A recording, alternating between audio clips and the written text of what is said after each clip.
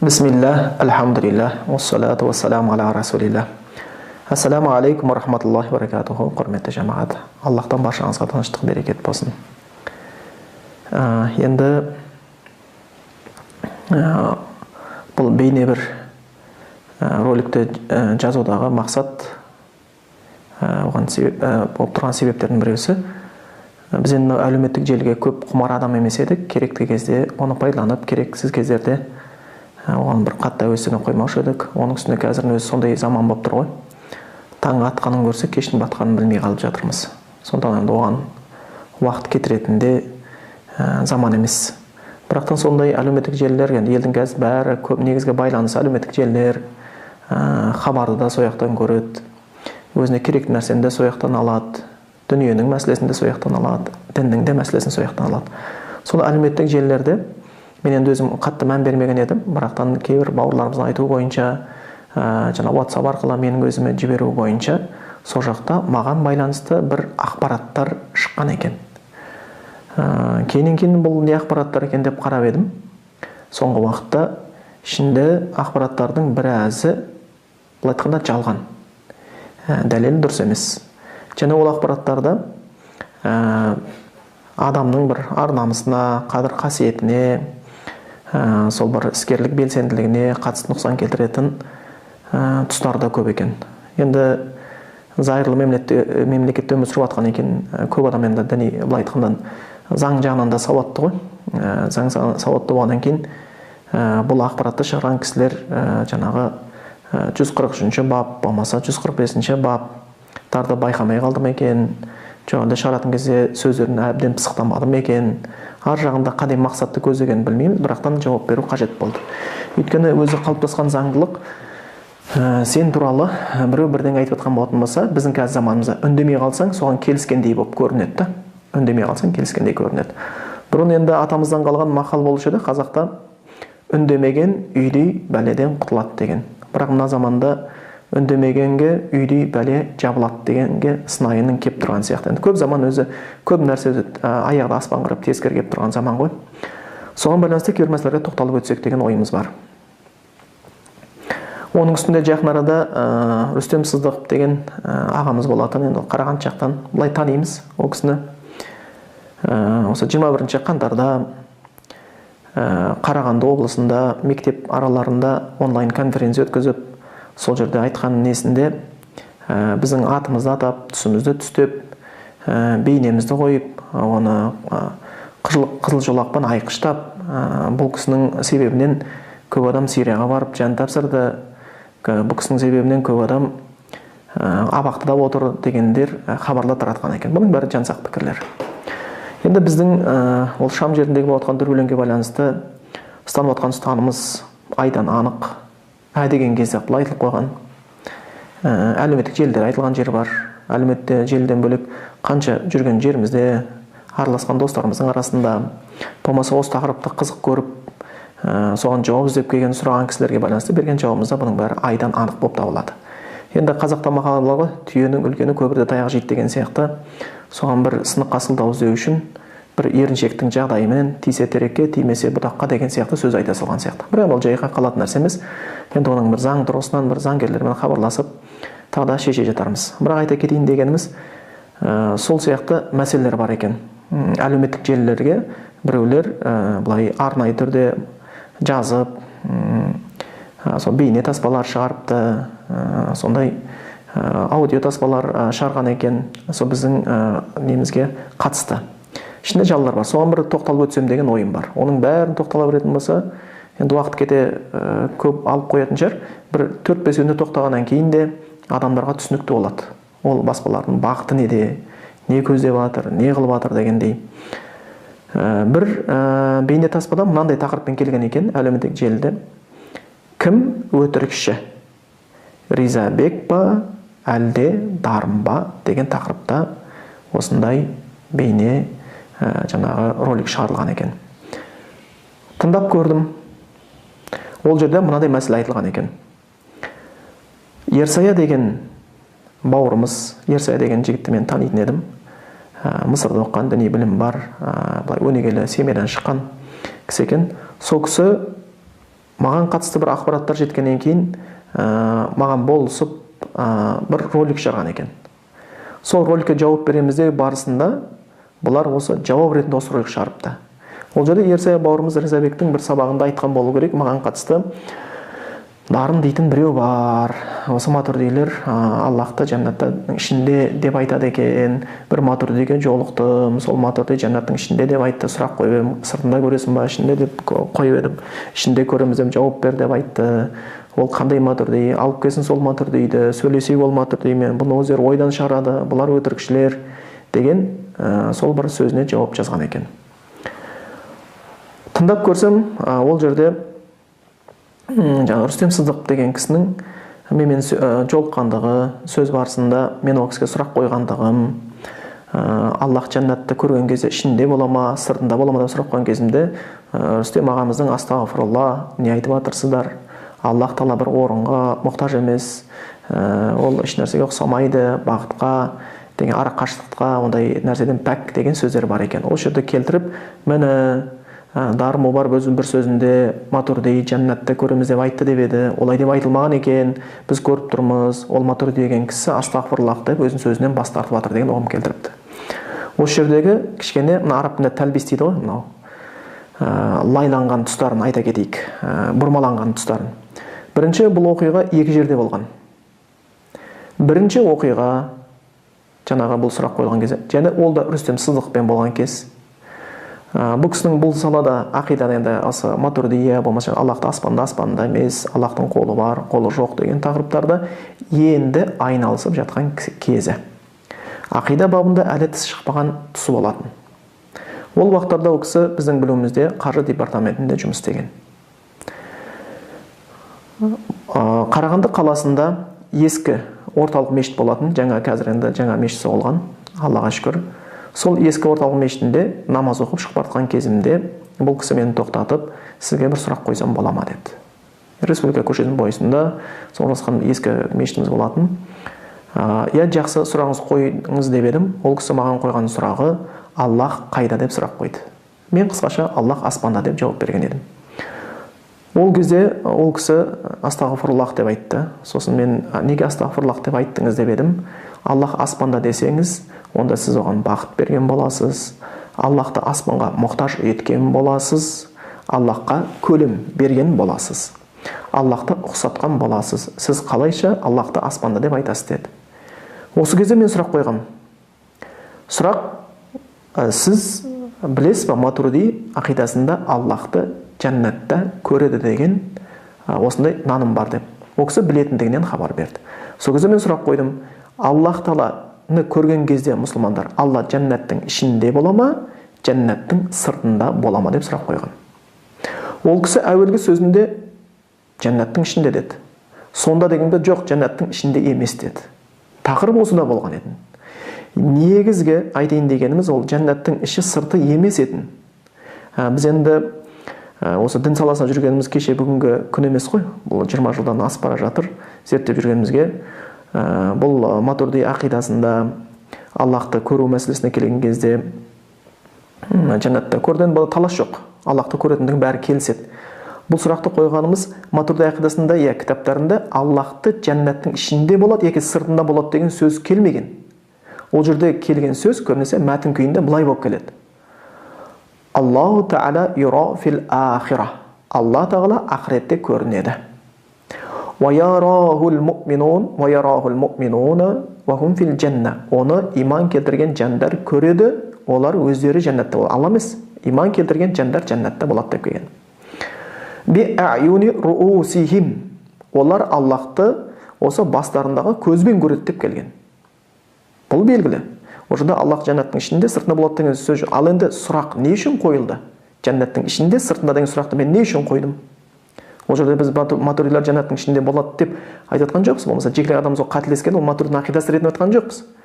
Ол жерде біздің түсіндірейін деген мәселеміз, олар Аллахта жаннатты көреміз деген кезде қалай көреміз? Егер көзбен көретін болса, адамның көзі алдында емес пе? Онда бақыт берген болып қалмай ма? Деген сұрақ туындаса қалай жауап бересіздер? Аллахты көрген кезде Аллах жаннаттың ішінде болатын болса, онда Аллахқа көлем берген болып қалмай ма? Жәннаттың сыртында болатын болса, онда мұсылмандар қалай көреді? Онда қайтадан орын берген болып қалмай ма? Сырт деген әңгіме туындап отыр ғой. Деген сияқты ара қашықтық болып қалмай ма? Ұқсаты болып қалмай ма? Осыған қалай түсіндірме бересіздер деген кезде, осыған берілетін жауап еді бізге керек. Басқа ештеңе емес. Ал енді екінші кездесу ол бөлек. Мен тыңдадым ол записті. Запис бірден ол жердегі отырған адамдардың дауыстарын естіп, қай жерде жүргенін есіме бірден түсе қойды. Бұл кейін болған, осы жақын арада болған нәрсе. Екі оқиғаның арасында күндер емес, айлар емес, жылдар бар. Бірнеше жылдар бар, бір жыл емес. Екінші оқиға ол жақында болған оқиға. Ол жерде Қарағанды қаласының облыстық имамы Өмірзақ ағамыз мені бір шақырған болатын. Осы қазір жастар арасында дін тақырыбында кішігірім таластар бар. Соны бір татулыққа шақыру үшін сіз не дейсіз? Бірге ақылдассақ. Мүмкін сіз жастарға мынандай кеңес берерсіз, біз былай қылайық, бір елде өмір сүріп жатырмыз ғой, бір кемедеміз ғой деп, өзінің ағалығын айтып, дінге жанашырлығын көрсетіп, сондай бір оймен шақырған еді. Соны жарайды деп қарасақ, тақырып өте жақсы. Біз бардық, сөйтіп сөзіміз деп басталып үлгеріп бітпей жатып, есікті қақпастан бір кісі кіріп келді, рұқсат сұралмастан. Бұл Рүстем Сыздық ағамыз болатын. Кіріп келді де, сол тақырып басталып кетті. Сіз білесіз бе, бұл Дармомардтың кім екенін деп ол кісіге сұрақ қойды. Бұл Матуридиді мойындамайды. Бұл намаз оқымағандарды кафір деп айтады деген осы тақырыптармен келіп, кірген бойда өзінің кітаптарын столының үстіне жайып, компьютерін ашып, сөйтіп жаңағы сөздер басталып кетті. Сонда мен бұрынғы оқиға есіме түсті. Ол кезде Рүстем ағамызға осы сұрақты қойған кезде, Аллах жәннаттың ішінде бола ма, сыртында бола ма? Мәселе, яғни ол кісінің ойын сергіту үшін қойылған сұрақ еді. Сол сұрақты қайттан қойдым. Бұл кезде Рүстем ағамыздың тісі шығып үлгерген кезі, сәл де болатын болса, ақидадан жан-жақтан ести білген бол керек. Сонда жоқ, астағфирлах деген сөз осы кезде ғана айтылып отыр. Екеуі екі бөлек оқиға. Сонда мұны шыдастырмау керек. Енді қалай жауап береді матуридилер? Олар жәннаттың ішінде деп айтпайды, Аллахта сыртында деп айтпайды. Олардың беретін жауабы била кайфин уала ташбихин деп жауап береді. Бидуни масафа. Яғни ешбір кейіпсіз, ұқсатусыз және ара қашықтықсыз мұсылмандар көреді деп жауап береді. Болмаса Ризеб Гаварымыздың бір сөзінен көргенім сияқты, кескін кейіпсіз көреміз дейді. Бізге керегі осы ғана жауап етін, басқа ештеңе емес етін. Оның іші сырты емес етін. Бізге осы сұрақты олардың аузынан шығару керек болды, осы жауапты. Неге бұл жауап бізге керек болды? Өйткені олар, біз Аллах аспанда аршының үстінде деген сөз айтқан кезде, сендер бақыт беріңдер. Аршы десек, онда үсті оның бір орын беріп атсындар, мұқтаж қылып атсындар, кейіп беріп атсындар деген кезде біз айтамыз. Жоқ, аршының үстінде деп айтып атырмыз. Кескін кейіпсіз, била кайфин. Сендер Аллахты жәннатта көрген кезде, била кайфин, кескін кейіпсіз көреміз деп сенгендерін сияқты, бізде тура сол жауап. Аллахты аршының үстінде дейміз, кескін кейіпсіз, била кайфин, била ташбихин деген сияқты ұқсатусыз деп айтамыз. Яғни сіздердің Аллахты жәннатта көреміз деген нанымдағы ұстанған қағидаларыңызбенен Аллах аршысында қағида екеуі бірдей болып келеді. Негізі осыны айтайын дегенбіз. Сонда бұл жерде сәл бірнеше кішкене жаңағындай өзгертулер пайда болған. Мына бір айтады ғой, суды лайласаң балық ұстаған оңай болады деген сияқты кішкене оқиғаларды араластырып жіберген орындарын, біріне соң бірін. Сөйтіп кішкене біріншіден сол айтатын нәрсеміз бұл оқиға екі жерде болған, екі бөлек уақытта болған бірінші. Екінші, бұл жерде запис, жазба болған екен ғой, сол даусымызды біз жазған білген жоқпыз. Менен де рұқсат сұралған жоқ, Өмірзақ ағамыздан рұқсат сұралған жоқ менің білуімде. Ол кісі жасырын жазбалар жүргізілген. Бұл иманды адам, тақуа адамның тірлігіне жатпайды. Егер бізден сұраса, бізде қарсылық білдірмес едік, жаза бер деп айтар едік. Бірақ енді ол не үшін керек болды? Құран аятында уәлә тәжассасу, біреудің кемшілігін іздеме дейді. Соны жазып кейін шығарам деген ой болған екен. Және орынды қоймапты. Сол мәселе, сондан осы жерде айта кетейін дегеніміз, ол жаңағы матуридилер ішінде дейді, сыртында емес, бір матуриди ғалымы деп атқан жоқпыз. Матуриди болып жүрген кісі депнің жауабын айттық біз. Сонда бұл жерде кішкене ақ-қараны ажыратып алу керек. Сөйтіп келіп, жаңағы жалған айтты, өтірік айтты деп, ол жерде дұрыс келтірмеген. Не мәселені дұрыс түсінбеген. Және әлеуметтік желіде жүрген бір мәселе. Мынандай тақырыппен шыққан екен. Ол жерде енді біздің де қайттан сол қадір қасиетімізге ар намысқа байланысты бір мәселе айтайын деген екен. Ол дарынды, дилмұратты, дидарды диспутқа шақырамыз деген тақырып. Оны да маған жігіттер WhatsApp-пен жіберді, мен әлеуметтік желіден тыңдауға уақытым болмады. Не нәрсе болды екен деп тыңдадым. Ол жерде келтірген екен, менің бір уағызымнан үзінді келтірген екен. Сонда ол жерде менің сөзімді айтты. Ал бауырларға отырыста біз басқаша айтамыз деген. Құран, өлген адамға Құран оқу, оқымау мәселесі. Егер жақсылап тыңдайтын болатын болса, бұл тақырып не еді? Жас бауырларға Құран, Аллахтан түскен кітап, тірілерге түсті, өлгендерге оқу үшін емес. Пайғамбар Мұхаммед Мұстафа саллаллаху алейхи вассалам өзінің көрісі тірісінде өмірден өткен жақындарының не әйеліне, не бұлатқанда өмірден қайтқан балаларына, не қасында жанымен малымен бірге жүрген, күресуде дін таратуда күрес жүргізген сахабаларына Құран бағыштап оққан тұсы жоқ екен. Неге біз мына заманда өлгендерге Құран бағыштап жатырмыз деген тақырып қозғалған болатын. Сонда ол жерде мен бауырларға айттым: сендер үлкен кісілер келетін болса, оларға Құран оқыла ма, оқылмай ма деп сұрақ қойылса, мен жауап бередім, онымен басын ауыртпас едім олардың. Олармен керекті тақырыбында сөйлесер едік. Ал енді жас ілімізде жүрген бауырлар болатын болса, біз оларға айтқанда ақиқатты жасын айтамыз, Құранның не мақсатта түсірген деген тақырып болатын. Енді ол жерде сөздің соңында не деп келтірген? Сол жаңағы бейне баспаны қойған адам сөзінде былай деп айтты: өліге Құран оқыған мұсылман адамды және Қазақстан мұсылмандар діни басқармасының имамдарын бауырым деп есептемейміз, және де оларға өтірік айтамыз. Бұл сөз менің сөзім емес. Тыңдап көрсеңіздер болады. Бұл өздерінің қорытындысы, бұл ойы. Бауырым деген сөз екі мағынасы бар. Діни мағынасы бар, және қарым-қатынастағы мағынасы бар. Діни мағынасында жасқа қарамаймыз. Әйел кісі болады, діни бауырымыз. Ер кісі болады, діни бауырымыз. Қария кісі, ақсақал болады, ақшашты ана болады, діни бауырымыз есептеп ол қолдана береді. Ал өмірдегі қарым-қатынаста ол бөлек. Діни қарым-қатынаста бөлек, ал өмірдегі қарым-қатынастар бауырым сөзін сен ақсақал кісіні көрсең, ей бауырым деп айтпайсың, ата деп айтасың. Ақжаулықтан көрсең, ей бауырым деп айтпайсың, ана деп айтасың. Ал өзіңмен теңдес құрдас болса, бауырлар деп айтасың. Сонда бұны ажыратып алады. Мен бұны діни бағытта айтып отырмын ба, басқа бағытта айтып отырмын ба? Екінші, Құран оқымаған адам діни мұсылман жаңағы имамдарын біз мұсылман деп есептемейміз деген сөз, ондай сөз жоқ. Бұны өз тараптарынан қойды. Ал пайғамбар Мұхаммед Мұстафа саллаллаху алейхи вассалам жеткен хадисте не дейді? Сендерге күдікті ойдан сақ болу керек, өйткені күдікті ой нағыз өтірік дейді. Яғни қалай айтылмаған сөз айтты дейді. Қалай оларды мұсылман емес деп айтып жатыр деп айта алады. Бұл жерде Құранның оқылу не мақсатта түсті түспеді?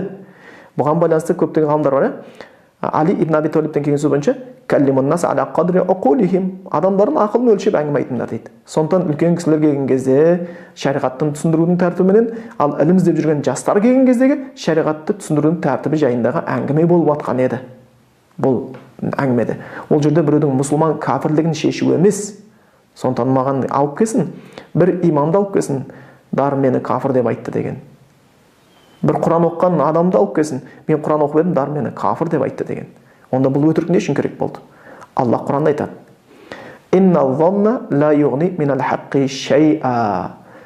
ойлардың ақиқаттан үлесі жоқ дейді. Сонда бұның қаншалықты қажет болғанын түсіне алмадық. Соңына қарай жаңа телефондарын қалдырып дауласайық, пікір талас әділетті түрде болады дейді. Мынандай жерлерде талбис, яғни бұрмалау болып отқан жерде қандай әділеттілік? Мен білем, мені ашық түрде диспутқа шақырған кісілердің бірісі Рүстем Сыздықов деген кісі. Мен бас тартқам. Өйткені ол кісімен отырыста ол кісінің шектен шығушылығын көрдім. Артық сөйлейтіндігін көрдім. Бір жақты сөйлейтіндігін көрдім. Көбінесе бұл айтқанда құлақ емес тілім болса болды деген сияқты. Ол кісіге бұл айтқанда сөйлейтін ауыз керек болған жоқ. Өзім сөйлесем болды деген нелерін көрген екен, мен даудан бас тартқам. Және де айта кететінім, егер біреу мені бір шақырғысы келетін болса, дауға шақырмай-ақ қойсын. Дауласудың ақырының көбісі жауласумен бітіп жатыр. Айта ма? Айтсын, иә, Дарын Мубарып деген кісі бар, Аллахты аспанда дейді. Қанша ғалымдар бар, тек мен емес қой оны. Егер шынымен де жасырмай қарайтын болатын болса, ол өздері де көреді, бізден басқа үлкен ғалымдар бар екен Аллахты аспанда деп айтатын. Ол нәрсе бар, ондай хабарлардың бар екен, олар да көре алады. Сонда солай деп айтсын. Бірақ біз былай деп айтамыз. Біздің дәлеліміз осы, онда болды. Ар жағында ол өтірік айтты, үйтті, біреуді кәпір деді, Сирияға бауырларды жіберді. Бұның бәрі жалған. Жалған сөз. Ол қажеттілік дұрыс болып есептелмейді. Сонда бұл жерде ықтияттылық танытсын деп айтқымыз келеді. Ол жерде де шынымен де дұрыс емес. Сол үшін Рүстем Сыздықов мен шақырған диспутқа мен бас тартқам. Ол жерден ешқандай көрген жоқпын. Шақырғысы келе ме? Ал дағуатқа шақырып көрсін. Жәннатты айтайық. Бұл ақиданың мәселелерін қоя тұрып. Дозақты айтайын, намазды айтайын, бір Аллаға сыйынуды айтайын, әке-шешені құрметтеуді айтайын. Шам жеріне, Сирияға барғанның дұрыс емес екенін айтайын мінберден тұрып мешіттерден. Шақырар ма екен оған? Жоқ, шақырмайды. Дауға шақырады, жауласумен бітетін, дауласуға шақырады, ал енді халыққа пайдаланса шақыра қоймайды. Сонда бұл жерде кішкене ондай бір нәрсеге барудың қажеттілігі жоқ деп ойлаймын. Осы жерлерде сондай нәрселер шыққаннан кейін елдің арасында сұрақтар көбейеді екен. Егер бұл Дарын Мубарыптың ұстап жүрген жолы дұрыс болатын болса, көлденең көк аттыға ұқсамайды, неге бұл діни басқармада жұмыс істемейді? Неге ол имам болмайды? Неге ол муфтиятта көрінбейді, егер оның жүрген жолы дұрыс болатын болса деген сияқты?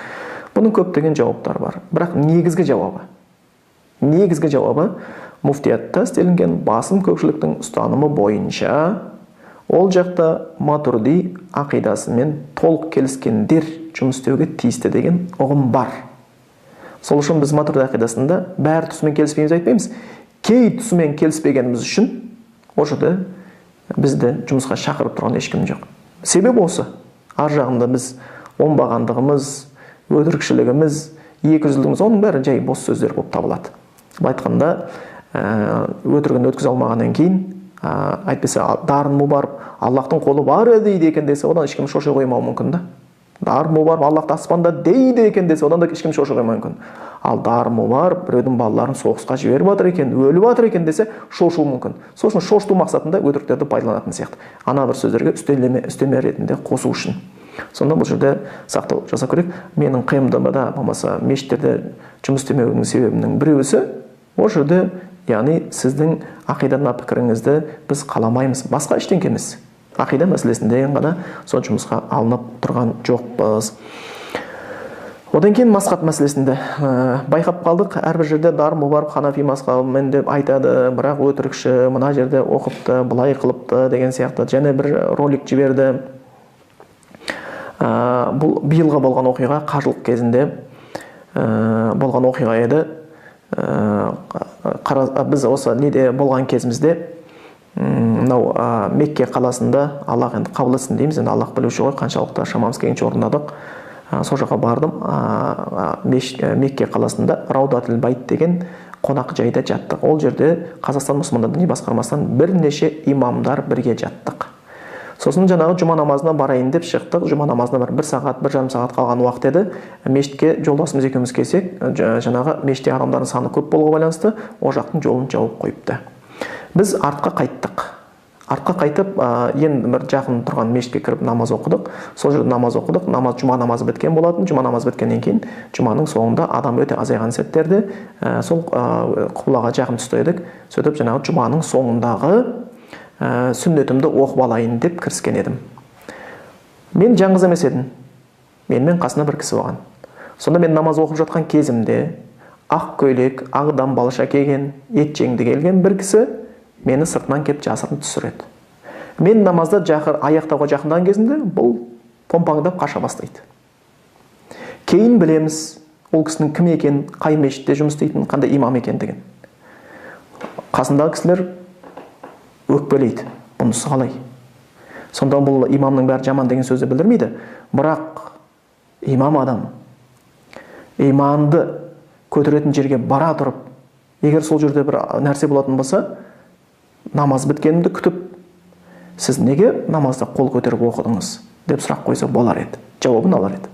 Және ол кісі сондай бір Құран түскен қасиетті жерде ол үйтіп әуре болып түсіргеннен гөрі мен үйде де қолымды көтеріп оқитын кездерім бар. Қатты түсіру керек болса, кеп түсіріп алсын. Сонша жерге әуре болып барғаннан гөрі. Сондан бұл имамдарға жарасатын тірлік емес. Бұны айтайын, имамдардың бәрі жаман деп жатқан жоқсыз. Имамдар ішінде сыртынан дұға қылатын қанша көркем имамдар бар. Өзіміз араласатын, жақсы көретін. Бірақ та мына бір қылық ол жақсы қылықтың қатарына жазбайды, жата қоймайды. Сонда бұл ханафи мазхабы деп келген кезде есімізде болсын, иә, мен ханафи мазхабын жоққа шығармаймын, қолдаймын, ханафи кітап мазхабынан бірнеше кітаптарды оқып шыққанмын, бірақ мен ханафи мазхабында фанат емеспін. Оны ашық айтайын сіздерге. Кей кезде фатуаларды салыстырған кезде басқа мазхаб, бір ғана мазхабпен қалмаған, 4 мазхабты да ғалымдар мойындаған. 4 мазхабта әхлі сүнна мазхабтары, хамбали, малики, шафиғи. Егер біз енді бір қара жаяу емеспіз, сондықтан анау айтылған фатуалардың ар жағында қандай аят тұр, қандай хадис тұр дейтін болмасақ, сол аятына, хадиске қарап, кей кезде басқа мазхабтың да құрметпен аламыз. Басқа мазхабның бір фатуасын істеп қалу діннен шығарып кету емес. Сол үшін ол мені бір арақ ішіп жатқан жерімнен түсіріп жатқан жоқ қой, бір интернетке салатындай. Бұл жарайды, адамдар үшін бір қызық шығар, бірақ Аллахтың алдында ол күнә ме екен? Өзіне сол сұрақты қойсыншы, ол имам жігіт. Сол түсірген.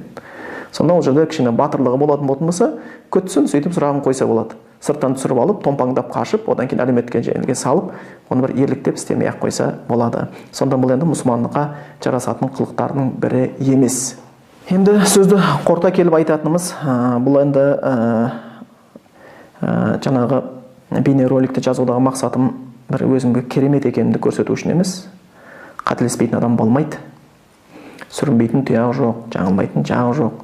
Бізде адам баласымыз, дін мәселесінен қателеспейтін пайғамбар Мұхаммед Мұстафа саллаллаху алейхи ва саллям. Бізден де ұлы имамдар өткен, олардың да фатуасын бірі алынса, бірі алынбаған. Ал оның қасында жай ілім іздеп жүрген біздердің бір сөздеріміз дұрыста болуы мүмкін, бір сөздеріміз бұрыста болуы мүмкін. Бірақ ар жағында бауырмалдық сезімді көрсетіп, жаны ашырлықпен істеп жатқан болса, біз оған ешқандай бір неміз жоқ, айыбымыз жоқ, ренжімейміз, рахметімізден басқа айтарымыз жоқ. Бірақ жаңағындай кішкене сәл бір түлкі бұлаңға салып, басқа қылып, кішкене істемеген нәрселерді жауып, ақ қарасын ажыратпай жатып, байбалам салу ол қатты қажет емес. Оған исламда шынымен ондай қылыққа ешкімді бұйыра қоймайды екен. Енді адам Аллах алдында беретті, өзі адам баласы сондай ғой, бәріміз пендеміз ғой.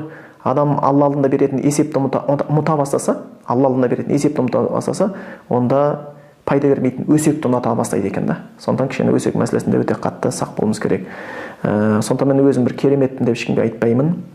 Құранда келеді: «Фала тузакку анфусакум хуа а'лам биман иттақа». Жаңағы өздеріңді бір мақтап пәктемеңдер, тазамын деп көрсетпеңдер. Аллах тағала білуші кімнің тақуа екенін дейді. Сондықтан ол Аллахқа мәлім дүние.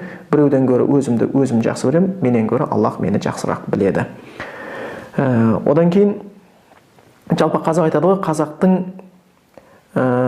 бұл қазақтың дейді, тірісінде сөзден аманы жоқ дейді, өлгеннің жаманы жоқ дейді. Сосын тірі болған екен жүрген біліне беретін шығар. Бірақтан сөз тараған кезде айта кетейін дегенім, адамдар 3 түрлі болады екен.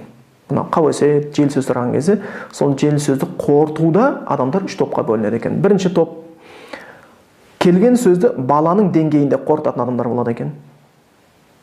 Екінші топ, келген сөзді дараның деңгейінде қорытатын адамдар болады екен. Үшінші топ, келген сөзді дананың деңгейінде қорытатын адамдар болады екен. Бұл не деген сөз? Бірінші топтағы адамдар бір хабар шықса, оған ол хабардың шын өтірігі қызық емес. Жалпы біреу туралы сондай бір әңгіме шықты.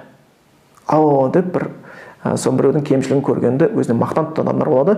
Ол жаңағы олар баланың деңгейінде келді, ол шын өтірігіне қарамайды.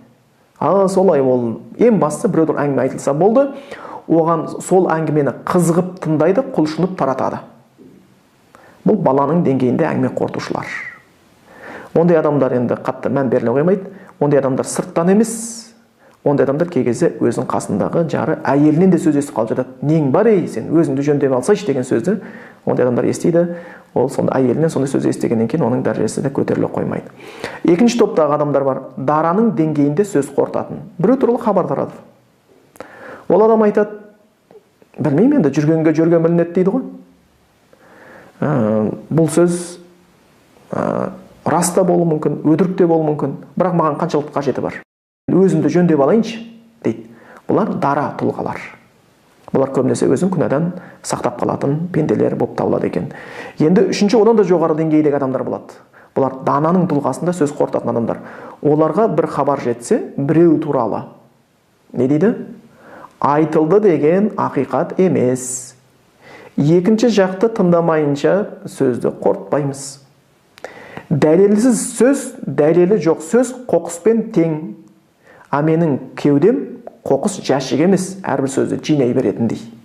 Сондықтан бұл сөздің екінші тарапын тыңдамайынша ол сөзге біздің құны жоқ дейді. Бұндай адамдар сирек болады, бірақ бұндай адамдар ел мен елдің арасында, екі адамның арасында қазылық жасауға да жарайтын адамдар. Енді Аллах Тағала ондай адамдардың санын көбейтсін дейміз. Аллах Тағала жалпы Құранда айтқан ғой: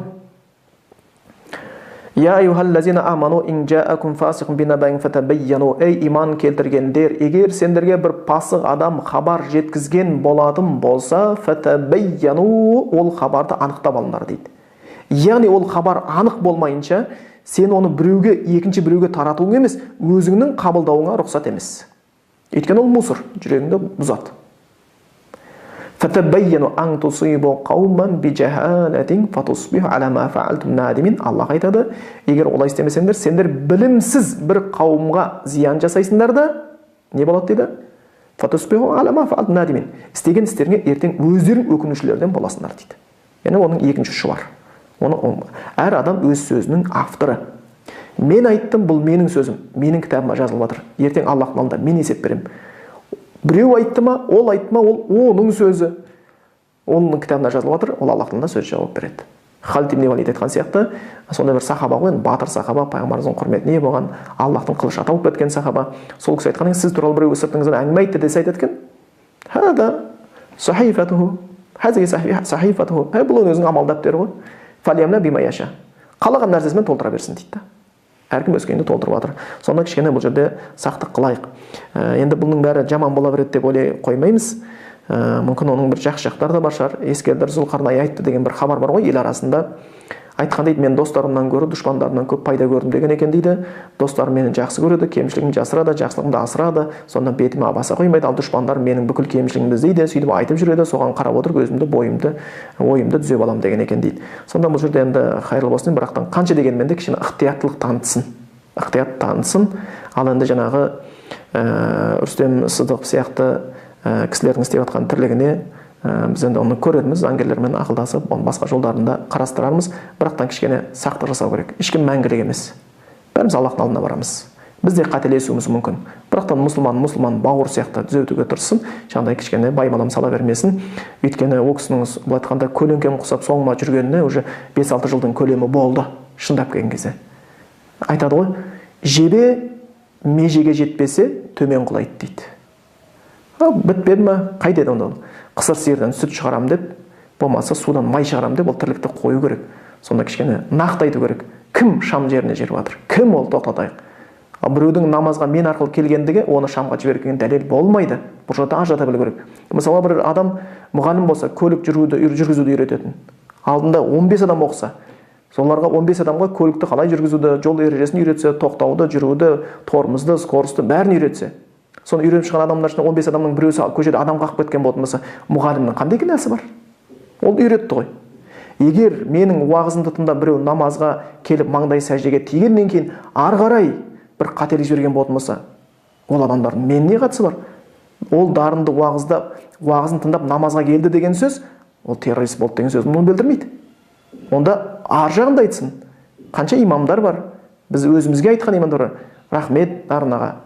Сіздің қазір дінге қызмет жасап жүрміз, бірақ дінге келуімізге себепкер болған ар жағында сіздің уағызыңыз жатыр еді. Қанша мемлекеттік қызметкерлер бар?